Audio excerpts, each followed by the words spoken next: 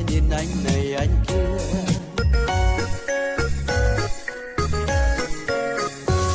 Này cô nàng đẹp xinh xinh, khúc khích sao cười một mình, thẹn thùng nấp sau cánh cửa, nhìn chàng trai đẹp trai tơ.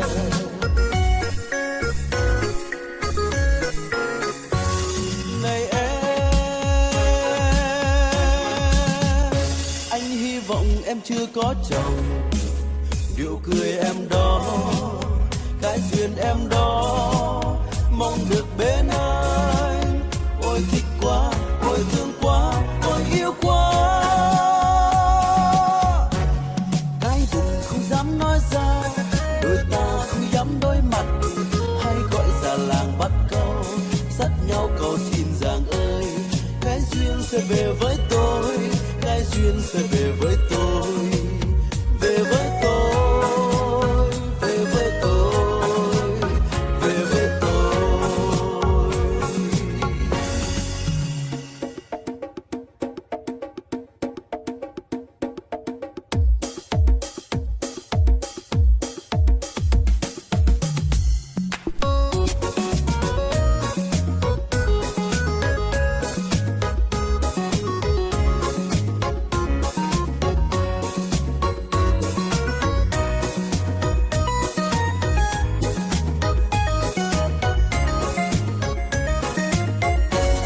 Hỡi cô em xinh đẹp kia, tại sao nhìn anh như thế?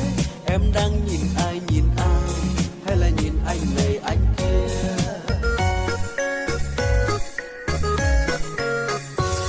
Này cô nàng đẹp xinh xinh, khúc khích sao cười một mình, thẹn thùng nằm sau cánh cửa, nhìn chàng trai đẹp trai tơ.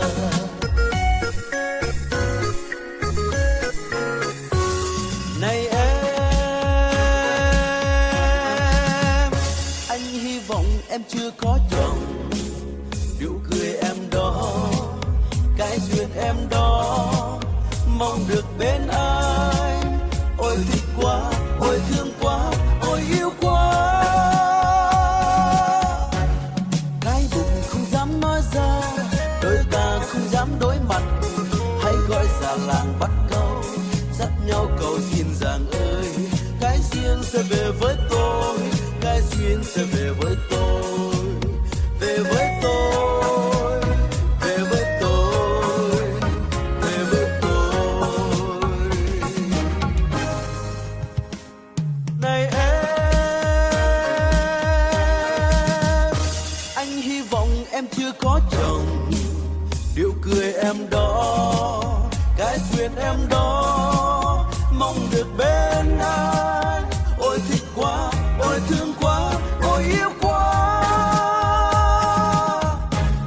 Cái bụng không dám nói ra, đôi ta không dám đối mặt, hay gọi già làng bắt câu, dắt nhau cầu xin rằng ơi, cái duyên sẽ về với tôi, cái duyên sẽ về với tôi, về với tôi, về với tôi, về với tôi, về với tôi, về với tôi, về với tôi.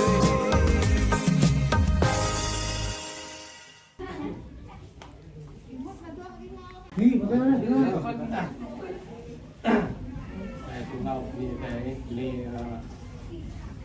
ikan sama ta berkasa.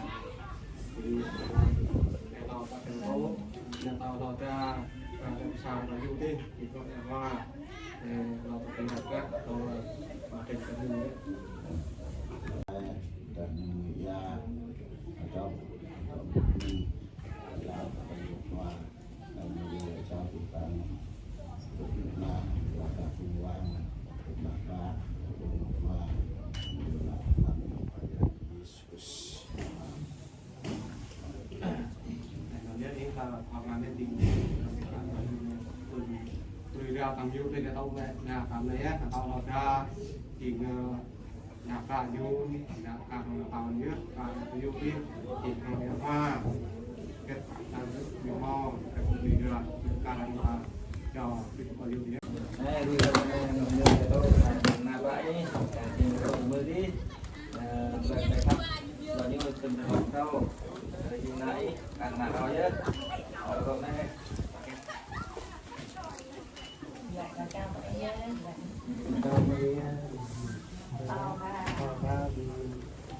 Kết quả thọ phê khỏi Jangan kita semua.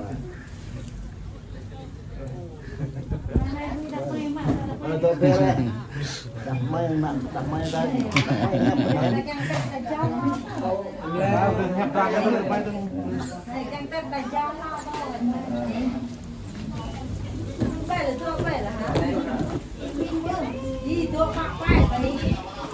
Spray. Còn đặt đây đi bây giờ.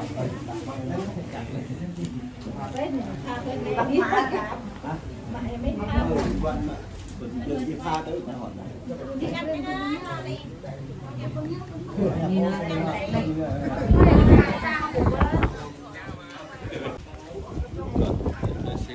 Một, hai, ba. Cô dâu cười tươi, cô dâu đúng rồi. Chú rể cười tươi, chú rể ơi. Đúng rồi, hai, ba. Rồi nhìn máy coi, nhìn máy coi. Còn chân kìa hoa tí có. Hoa tay.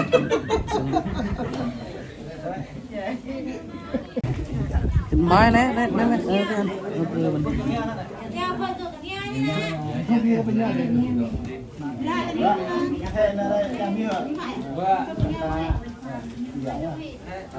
Vâng, dùng đi nó theo. Còn chú Arin bia ho, mẹ ơi ho. Chú cái tàn bia ho, xa ra con ho.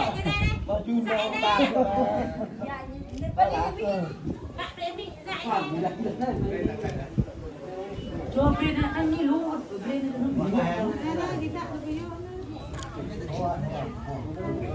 Là chú ha, chú lăng tôi mẹ coi anh ha, xa toa lâu.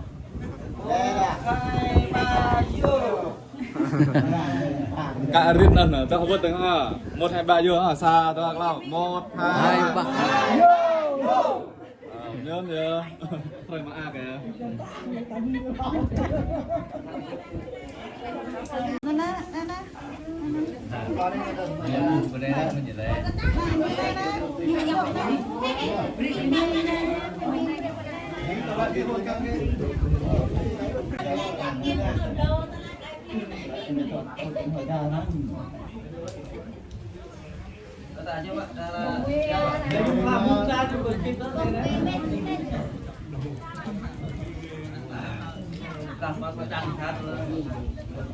Yêu tên quay này mai em mới chào.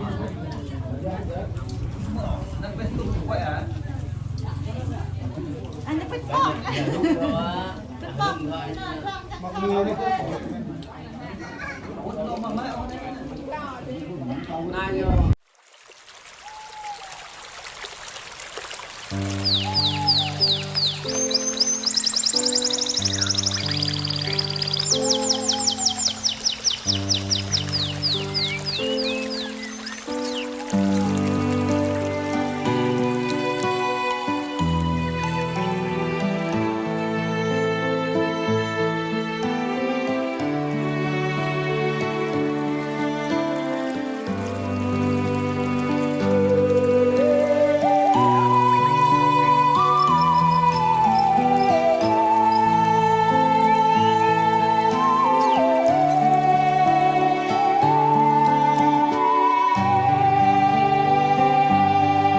Kau mưa yang trai tàu bay thong bộ tàu cả hàng cây tam hiền. Kau mưa chim lạc nhì bay than phun phiêu màu lũ chim tôm nhì. Cầu kiêng đôi yêu tôi nó trời non. Cầu kiêng hiu toàn sao cho ra cây có bu var ô nan. Cầu kiêng a to sai cây mà. Cầu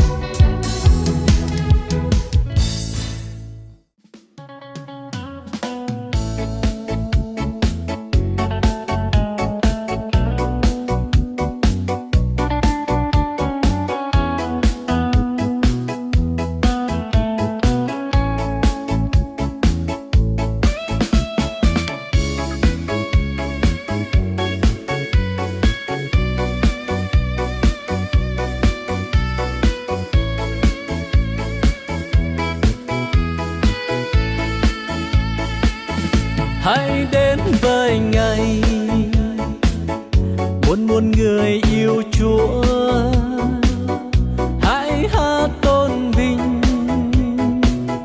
ca tụng danh Thánh, đưa tay cao lên trong nơi đền thờ thánh, hãy ngợi khen Chúa, Ngài là vua của ta. Nào bế bờ nhu bi băng đôi khắp nhu tó bế mi ớt năn nhàm lạ nhu yar bế tơ ngàn băng sang yang có yam mi cờ khoa yang nhiều chim tao biến ta.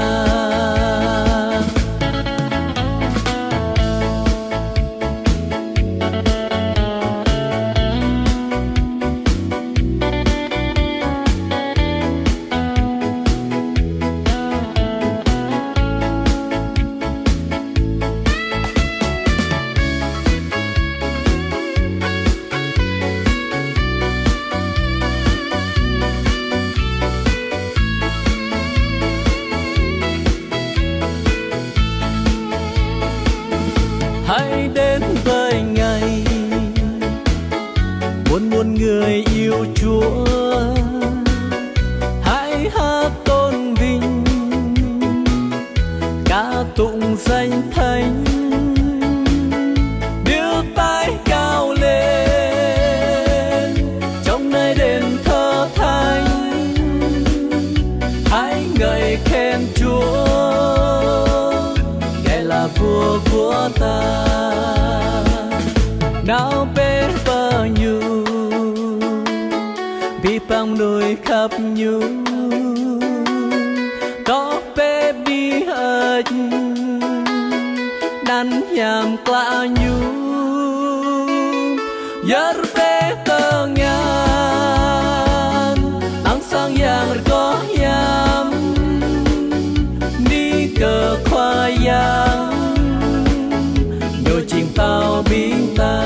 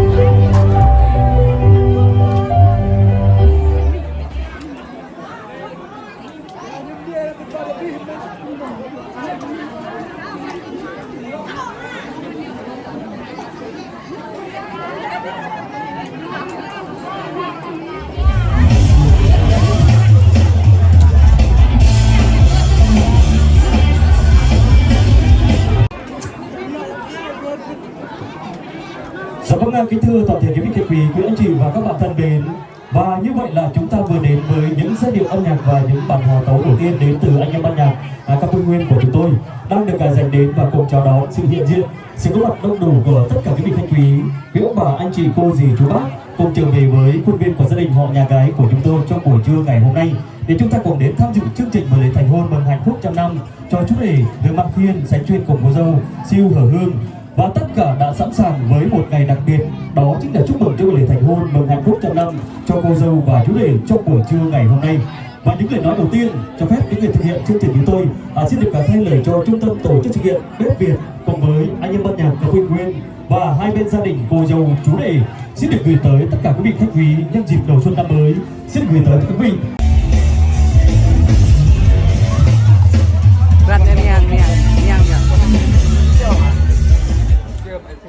Kính thưa quý vị và các bạn thân mến, hạnh phúc đối với quý vị có ý nghĩa như thế nào?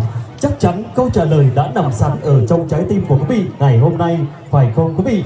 Hạnh phúc của những người thực hiện chương trình chúng tôi là được đứng đây giao lộ bến đỗ gia đình ngày hôm nay. Thưa quý vị và các bạn thân mến, hôn nhân là chuyện cả đời. Yêu người vừa ý, lấy người mình thương. Đám cưới sẽ là một ngày, nhưng chắc chắn gia đình hôn nhân là cả một hành trình dài, dài hơn cả trăm năm. Và có thể nói rằng hôn nhân là một lời tình yêu của con người thì không bao giờ thay đổi. Chính vì lẽ đó chúng tôi muốn đến tình yêu của chú rể Lê Ma Khiên và cô dâu Siêu Hờ Hương. Sau những thời gian tìm hiểu và yêu nhau thì đôi bạn trẻ của chúng ta họ nhận ra rằng họ chính là một nửa cuộc sống của nhau. Và để rồi anh về thưa với gia đình đồng ý cho mình lấy ta. Em về thưa với mẹ cha đồng ý cho ta lấy mình.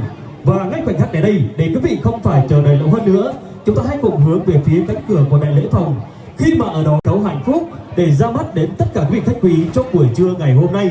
Không ai khác đó chính là chú rể Lê Ma Khiên và cô dâu Siêu Hờ Hương sẽ cùng nắm chặt tay nhau, cùng bước đến sân khấu Đài Hoa Hạnh Phúc. Hãy cùng dành một tràng pháo tay thật lớn, thật nồng nhiệt để cùng chào đón đôi uyên ương của chúng ta trong buổi trưa ngày hôm nay.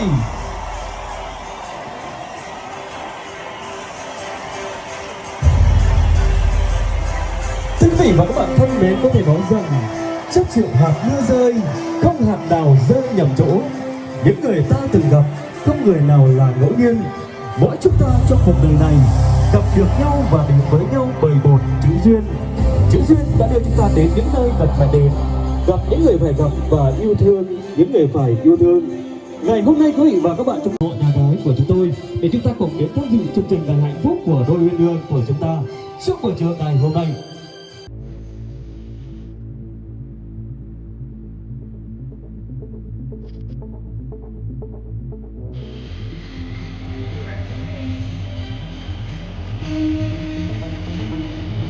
Thưa quý vị, khách quý anh Siêu Hờ Hương là hai bông hoa rạng ngời sáng giá nhất, hạnh phúc nhất và rạng ngời nhất đang đứng trên sân khấu hạnh phúc lúc này.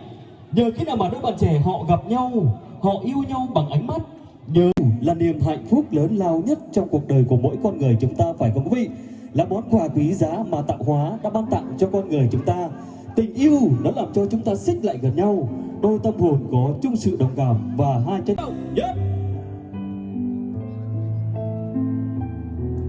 Thưa quý vị khách quý, quý anh chị và các bạn, đó là nợ, nhưng để sánh bước cùng nhau tới trọn đời trọn kiếp, đó còn là tình. Và hai nhân vật chính của chúng ta trong buổi trưa ngày hôm nay, họ đã cùng nhau vượt qua cả một hành trình dài với những rất nhiều nỗi niềm, cảm xúc, thăng trầm và thử thách, chỉ để chứng minh một điều thôi: họ sinh ra là để dành cho nhau, phải không quý vị? Và trong cây có gốc thì mới đâm chồi nảy lộc, mà nước có nguồn thì mới thành bể sông sâu.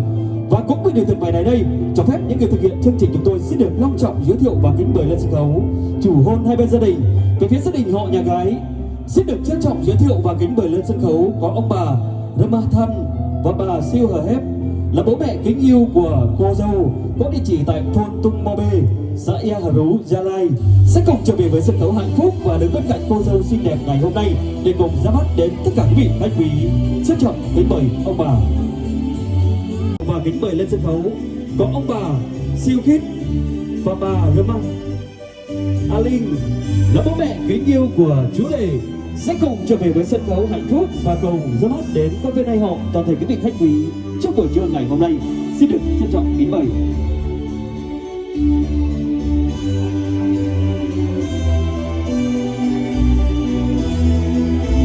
Kính thưa quý vị khách quý, quý anh chị và các bạn thân mến, hiện diện trên sân khấu hạnh phúc lúc này đây đó chính là chú rể Khiên và cô dâu Hờ Hương cùng với hai bên gia đình, là một bức tranh đẹp nhất của một gia đình hạnh phúc.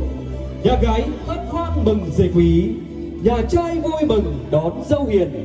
Hai bên gia đình sum vầy, anh đi làm rể em về làm dâu. Trăm năm chọn lấy một ngày chọn lấy. Pháo tay thật lớn để cùng chúc mừng.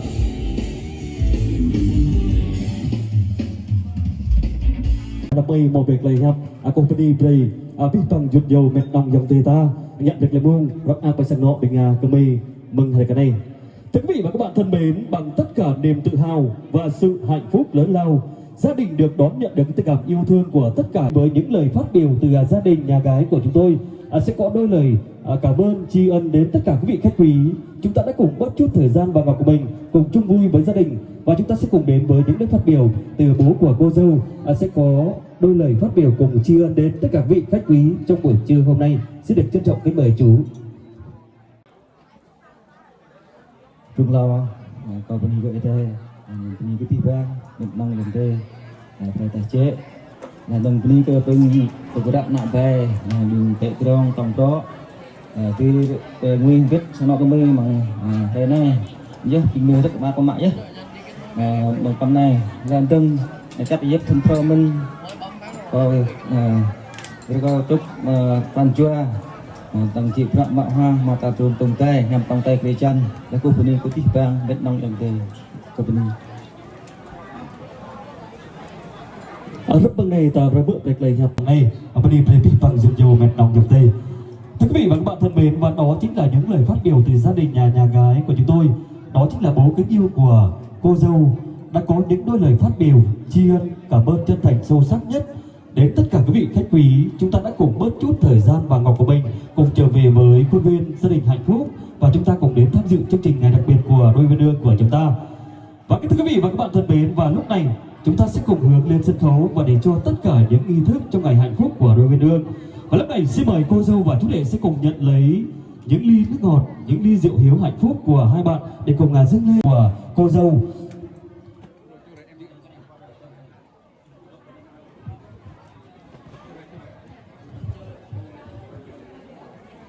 Xin mời đôi uyên ương hãy cùng nhận lấy những ly nước ngọt, những ly rượu hiếu hạnh phúc của hai bạn và cùng được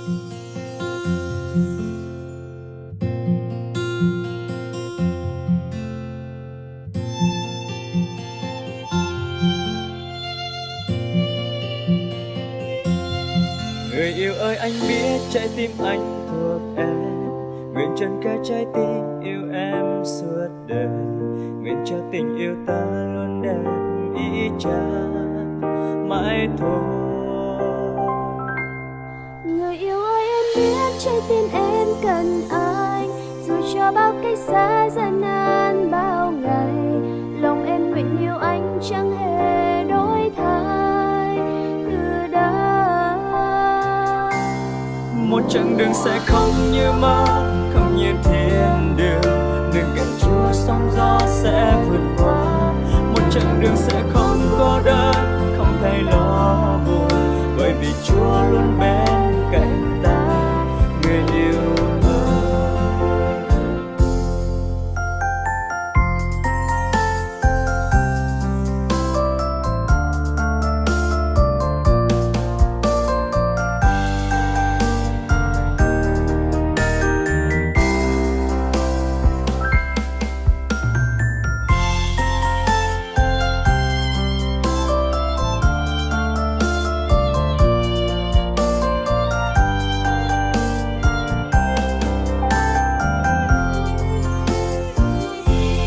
Người yêu ơi, ta hứa mãi bên nhau ngày sau, từng niềm vui có nhau sẽ chia bao nỗi buồn, lòng ta nguyện bên nhau chẳng hề cách xa từ đây.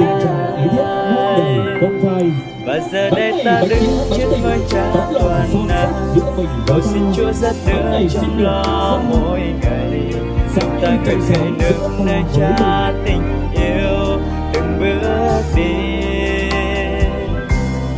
Một chặng đường sẽ không như mơ, không như thiên đường, đường cạnh Chúa sóng gió sẽ vượt qua. Một chặng đường sẽ không cô đơn, không thấy lo buồn, bởi vì Chúa luôn bên cạnh ta, người yêu ơi. Một chặng đường sẽ không như mơ, không như thiên đường, đường cạnh Chúa sóng gió sẽ vượt qua. Một chặng đường sẽ không cô đơn, không thấy lo buồn, bởi vì Chúa luôn bên cạnh ta, người yêu ơi. Người yêu ơi, anh biết trái tim anh thuộc em, nguyện trọn cả trái tim yêu em suốt đời, nguyện cho tình yêu ta luôn đẹp ý chang mãi. Và tiếp tục là set tiếp theo, đôi bên đường của chúng ta sẽ cùng nâng niu với những dòng chảy của tình yêu. Đôi bên đường của chúng ta đang cùng đắm trọn khoảnh khắc hạnh phúc này. Về với trung tâm sân khấu hạnh phúc của hai bạn và sẽ cùng nhận lấy 2 ly rượu để cùng anh chưa nhấp miệng mà lòng đã say. Nếu em là chén rượu cay, anh xin uống cạn để say suốt đời. Và lúc này chúng tôi lại mời đến tất cả quý khách quý, chúng ta hãy cùng tiếp tục chuẩn bị những ly bia, những ly nước ngọt của mình để chúng ta cùng chúc cho đôi bên đường của chúng ta trong ngày hạnh phúc ngày hôm nay được gặp với mình. Hãy cùng sẵn sàng và hô thật lớn được không ạ? 1, 2, 3, chúc mừng hạnh phúc.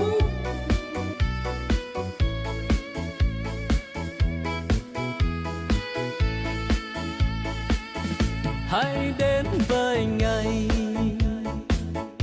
muôn người yêu Chúa, hãy hát tôn vinh ca tụng danh Thánh, đưa tay cao lên trong nơi đền thờ thánh. Hãy ngợi khen Chúa, Ngài là vua của ta. Nào bế bờ nhu bi bằng đôi khắp nhu thó bế mi ớt năn nhàm klã nhu yar bế tơ ngàn bang sang yang có yam ni cờ khoa yang đôi chim tao biến ta.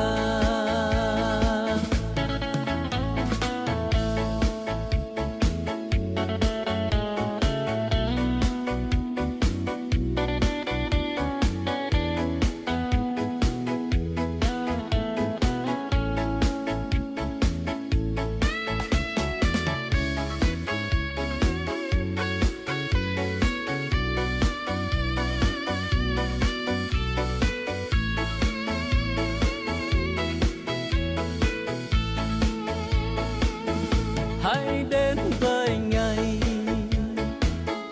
muôn người yêu Chúa, hãy hát tôn vinh ca tụng danh Thánh, đưa tay cao lên trong nơi đền thờ thánh. Hãy ngợi khen Chúa, Ngài là vua của ta. Nào bế bờ nhu bi bằng đôi khắp nhu có bế bi ớt năn nhàm klã nhu yar bế tơ ngàn ang sang yang có yam ni cờ khoa yang đôi chim tao biến ta.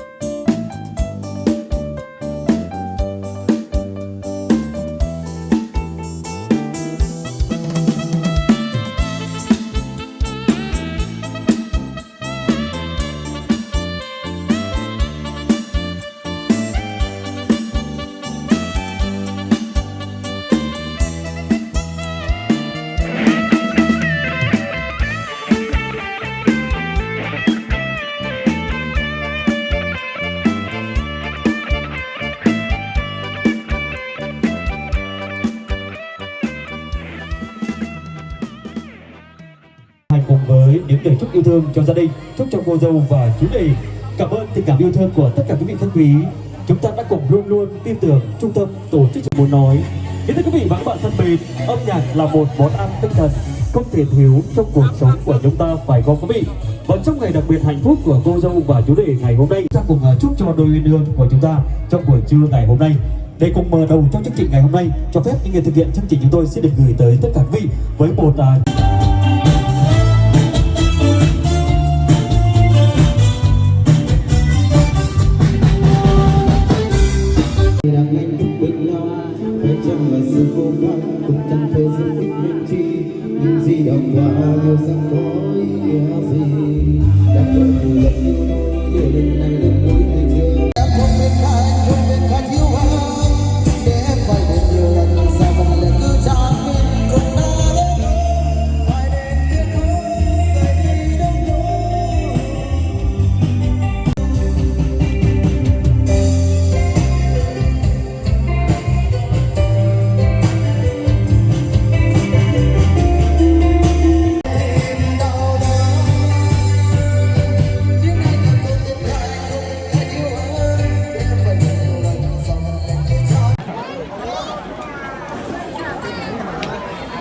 nhà nhìn vai nha.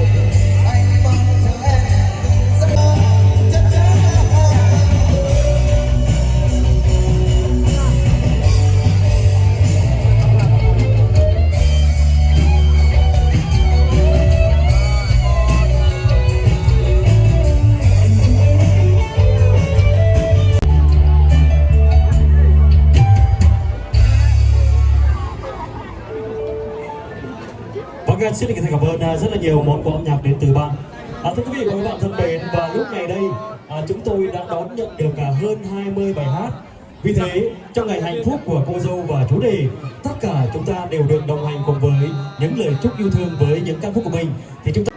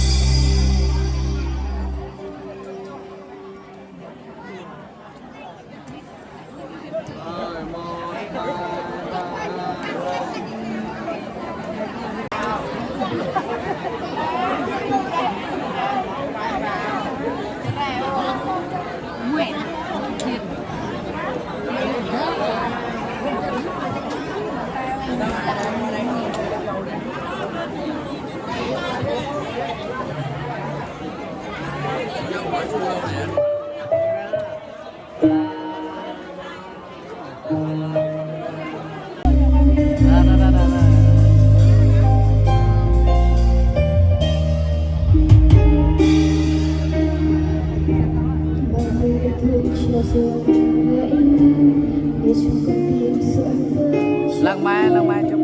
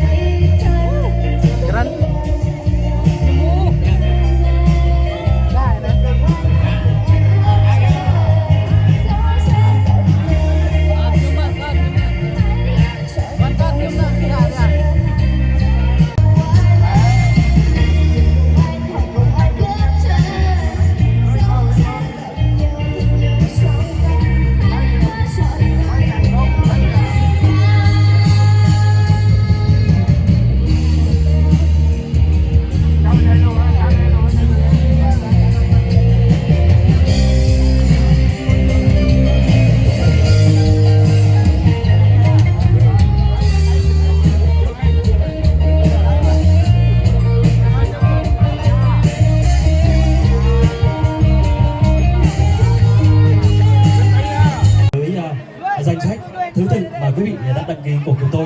Được không quý vị? Chúng ta sẽ cùng đến với món quà âm nhạc đến từ chú Thọ, yêu cầu của bố của cô dâu. Xin mời chú Thọ.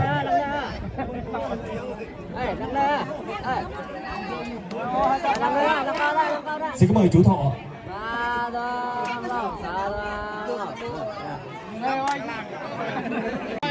Cho nên chị em phụ nữ hát tập trung. Hôm nay tôi chọn đi xuống nhà trường thời gian mấy phút thôi. Nah, ja đi cho cái terus. Nhạc nó là nhạc xuông hết mà hát cái câu chuyện có chiều sâu hơn là câu chuyện vàng thiên lý.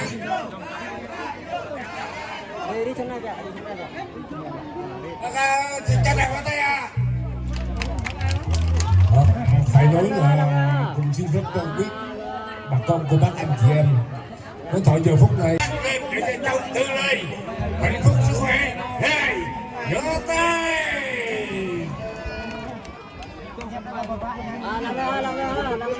cho kênh Ghiền Mì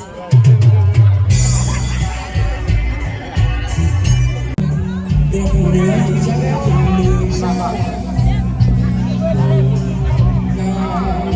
hấp dẫn.